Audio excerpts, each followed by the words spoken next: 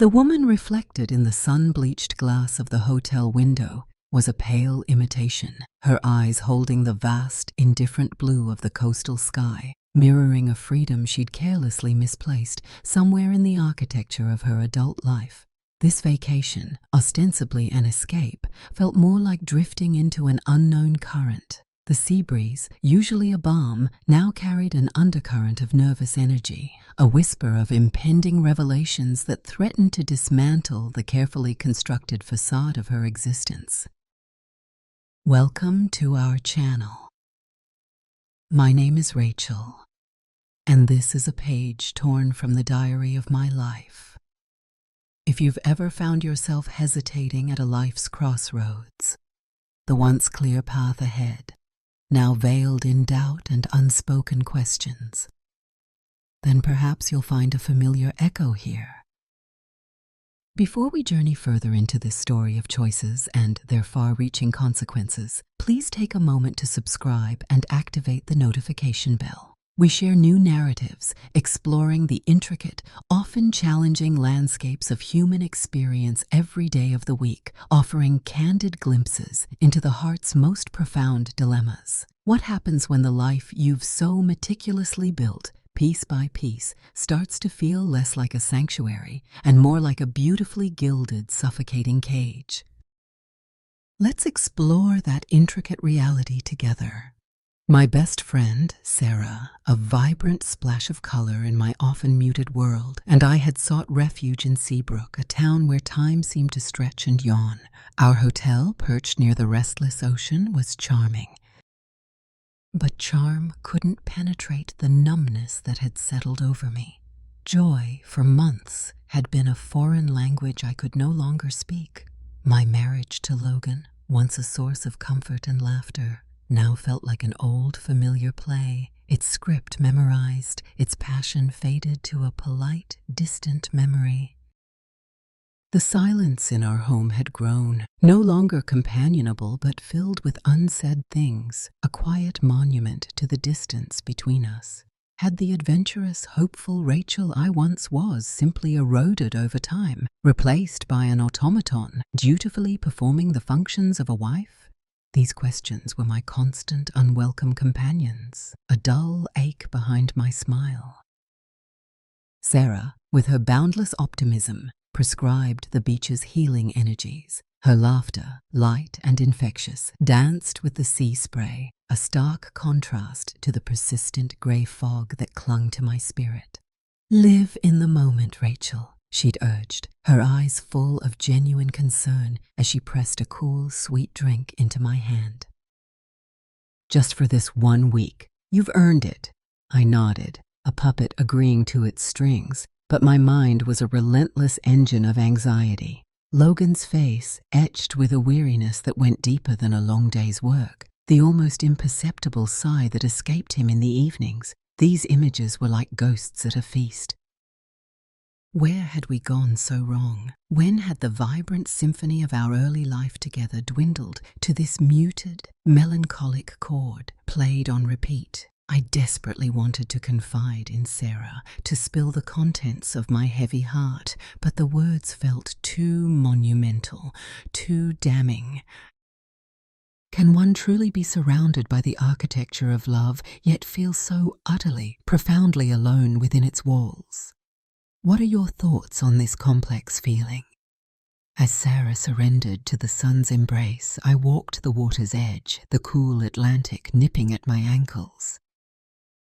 The sand yielded with a soft sigh beneath my feet. For a fleeting, deceptive moment, I felt a flicker of something other than the familiar emptiness. But my inner critic, that relentless, well-honed voice of self-doubt, soon drowned it out with its litany of failures. I recalled Logan, years ago, his arm around me, saying with such easy confidence, "We're a team, Rach, always."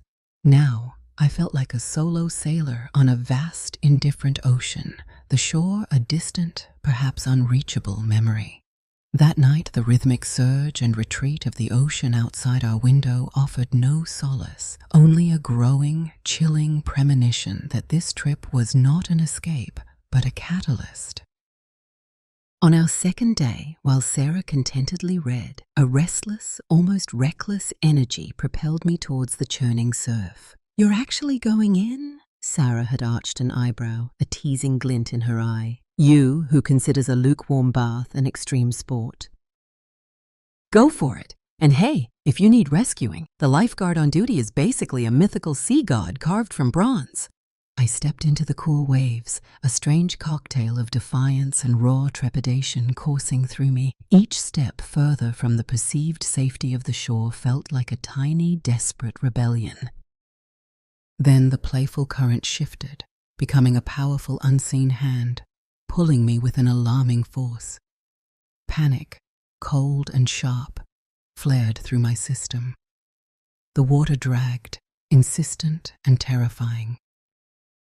Just as the world began to blur into a watery darkness, strong, capable arms were there, hauling me from the depths with surprising ease.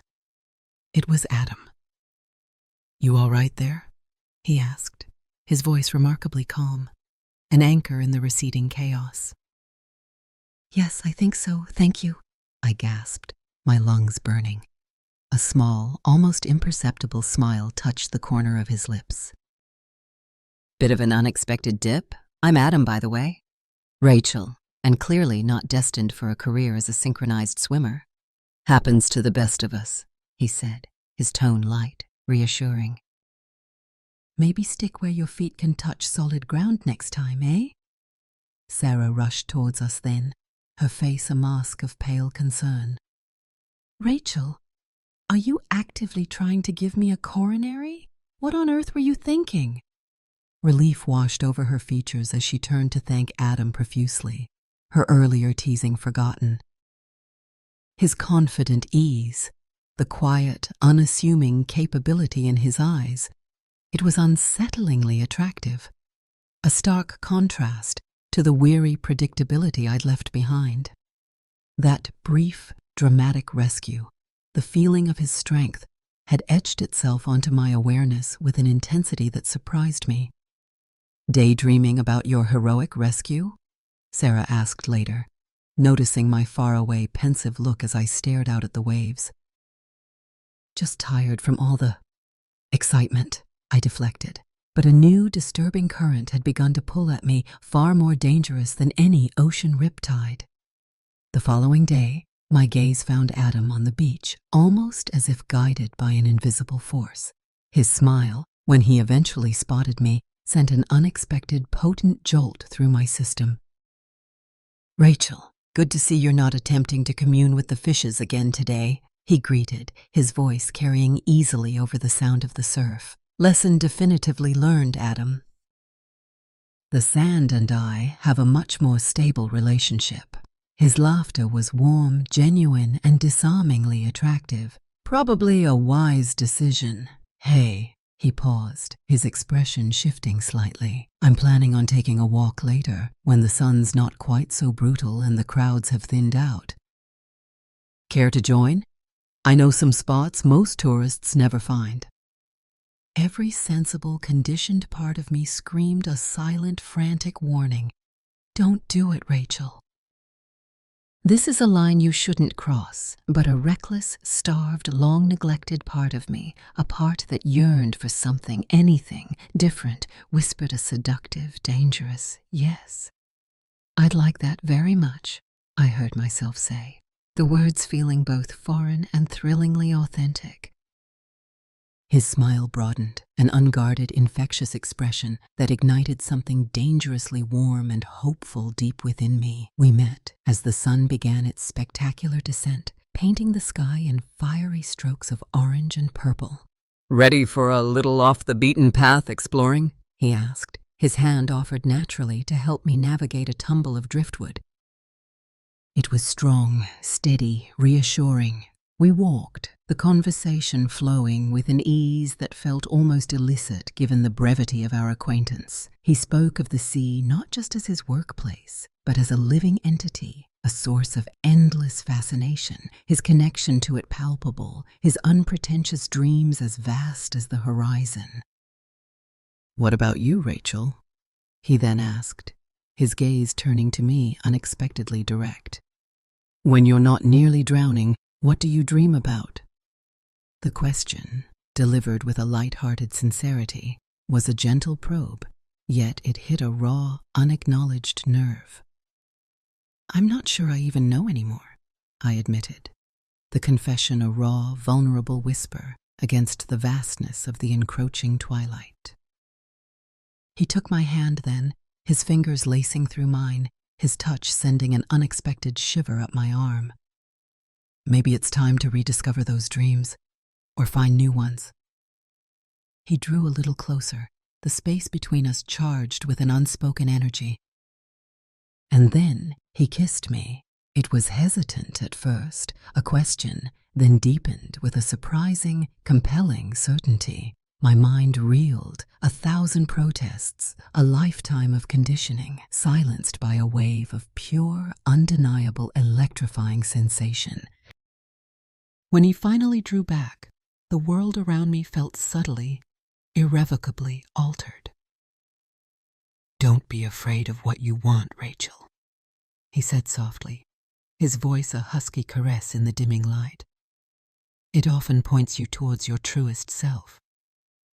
I was speechless, caught in a maelstrom of conflicting emotions: guilt, exhilaration, profound terror, and a wild, surging, illicit hope. This man, this single kiss, had unlocked a door within me, a door to a room I hadn't even known existed, and the implications were terrifying. Back in the stark reality of the hotel room, my heart was a frantic bird, battering against the cage of my ribs. I loved Logan. Didn't I? Then what was this intoxicating, terrifying, utterly consuming feeling? The kiss had illuminated a dark, neglected, starved corner of my soul. Sarah, blessedly oblivious, chatted animatedly about her day's discoveries. "Good walk?" she asked, glancing up from her phone. "Mm-hmm," I managed, the word feeling thick and clumsy in my mouth. Lovely sunset. The lie felt heavy, a stone in my stomach. All I wanted was to rewind time, to undo that moment, but Adam's touch, the memory of his lips, the echo of his words, was seared into my memory with an almost physical intensity. The next morning, I threw myself into a frantic pantomime of normalcy, attempting to lose myself in sightseeing with Sarah. But I was a ghost at the feast, an observer of my own life, watching from a dispassionate distance. "You're 1,000,000 miles away today, Rach," Sarah noted gently later, her brow furrowed with concern as we sipped lukewarm coffee. "Just processing all this beauty," I evaded, gesturing vaguely at the picturesque street. How could I possibly explain that a single, electrifying encounter had thrown my entire existence, my carefully constructed identity, into question? It's a strange, disorienting feeling to realize the life you've painstakingly built no longer truly fits. Has anyone else experienced that sudden, unnerving shift in perspective? We invite you to share your experiences in the comments below. And if Rachel's story is striking a chord, a like on the video would mean a lot to our growing community.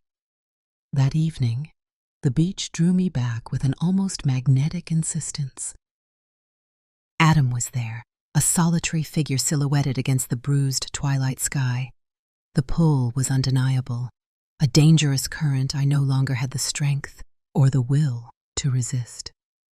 "Evening, Rachel. Were you thinking about it?" he asked later, as we walked, his gaze direct, unflinching. I nodded, unable to meet his eyes. It was a lot, more than I expected. "I don't know how to handle it." "Maybe you don't handle it," he suggested, his voice thoughtful. "Maybe you just let it be, and let yourself be." Without judgment. His words were a dangerous, seductive permission slip. He had altered my internal landscape. There was, I knew with a chilling certainty, no going back to the Rachel I was before. Our secret meetings started organically, an unspoken agreement evolving from those stolen moments. Walks under bruised twilight skies that bled into inky, star-dusted nights, hushed conversations that laid bare fears and dreams I hadn't voiced in years. He shared his own vulnerabilities, his surprising moments of loneliness despite his confident exterior. And I found myself reciprocating, revealing the carefully guarded emptiness I'd harbored for so long, the slow erosion of my spirit within the confines of my marriage. "It's good being with you, Rachel," he confessed one starlit night, his arm around me as we watched the moon trace a silver path across the dark water. "You don't hide. I feel like I see the real you."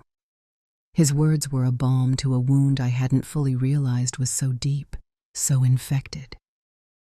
My betrayal of Logan was a constant, dull ache in the background of my thoughts, a counterpoint to the vibrant aliveness I felt with Adam. But in Adam's presence, the ache often dulled, overshadowed by the intoxicating, terrifying sensation of being truly seen and accepted. He led me to secret beaches, quiet coves unknown to the casual tourist. One evening, on a rugged cliffside, the sea roaring a primal rhythm below, he held me close. "You don't have to do anything you're not absolutely ready for," he murmured, his breath warm against my ear. "But I am ready for this," I found myself saying, the words a surprising yet undeniable truth. And I was. His embrace was a dangerous, exhilarating sanctuary. It was profoundly wrong, a betrayal of everything I thought I stood for, yet it felt more real, more intensely, undeniably alive than anything I had experienced in years. With him, I wasn't just existing. I was living, breathing, feeling. "What happens after this week?" he asked once, his voice gentle, cutting through our shared silence. "I can't think about that," I whispered, the thought a cold hand gripping my heart. "This moment, this is all I have right now." "I'll be around," he said, a quiet, reassuring promise. But the shadow of an inevitable ending loomed large, even in our most idyllic stolen moments. Sarah's knowing glances became more frequent, her light-hearted teasing acquiring a subtle, questioning edge. "Another solo nocturnal adventure tonight, oh mysterious one?" she'd ask, an eyebrow arched, her tone carefully neutral. "Just need some time to think, clear my head," I'd reply, the excuse wearing thinner with each repetition, the guilt coiling like a venomous snake in my stomach. "You seem particularly on edge lately, Rachel. Are you absolutely sure you're okay?" Her concern was genuine, a painful reminder of the friend I was deceiving. "Perfectly fine," I'd lie, the word tasting like ash. Meeting Adam that night, the weight of my duplicity felt almost unbearable. "What's wrong?" He sensed it immediately, his gaze searching mine.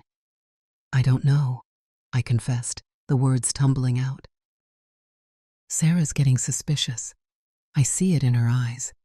I don't know how much longer I can keep this up. And I'm scared, Adam, so scared. This is changing me. I don't know who I'll be when I have to go back or if I even can go back." "This is temporary," I said, more to convince myself than him. "But with you, I feel present, real. Back home, it's like I'm sleepwalking through my own life." He held me then, a strong temporary shield against the encroaching storm, but deep down I knew the inevitable reckoning was closing in. The day before we were due to leave, the truth of my situation, the impossible duality of my feelings, felt suffocating. My feelings for Logan were real, a deep, tangled history of shared life and affection. Yet Adam represented a vibrant, present aliveness that I craved like a drowning woman craves air. "Rachel?" Sarah found me staring blankly at the vast, indifferent ocean, my coffee cold and forgotten beside me. "Talk to me, please. What's going on?" "It's a mess, Sarah." A complete, unholy mess. Whatever it is, you know I'm here for you. Always. Her unwavering solidarity was both a comfort and a painful gift. A choice, a devastating choice, was looming, unavoidable. Our last evening, the 6th day, the carefully constructed charade ended with a sickening thud. Sarah, her patience finally exhausted, her intuition screaming too loudly to ignore, followed me as I slipped away under the cloak of twilight to meet Adam. A knot of dread, cold and hard, tightened in my stomach with every step. At the familiar silhouette of the lifeguard tower, Adam waited. We met, a desperate, almost frantic, hungry kiss under the rising, indifferent moon, a futile last-ditch attempt to hold back the relentless march of time, to prolong the impossible. Then, a movement in the deep shadows of the dunes. Sarah. Frozen, her face a stark canvas of disbelief and dawning, horrifying comprehension. Time seemed to warp, to slow to a painful, agonizing crawl. Rachel, her voice sharp with betrayal and a pain that cut me to the core, shattered the fragile illusion of the night. I sprang away from Adam as if burned, terror, cold and absolute, gripping me. "What is this, Rachel?" she demanded, her voice trembling with a mixture of rage and sorrow. Are you with him? Are you seriously cheating on Logan?" Tears, hot and shameful, streamed down my face. The truth, ugly and undeniable, finally, devastatingly spilled out. Yes. Yes, Sarah, I am. Her face crumpled as if from a physical blow. How could you? After everything. Logan adores you. He trusts you completely. I don't know, I sobbed, the words broken, inadequate. It escalated. I never meant for it to go this far. Escalated? She repeated, her voice laced with a chilling scorn.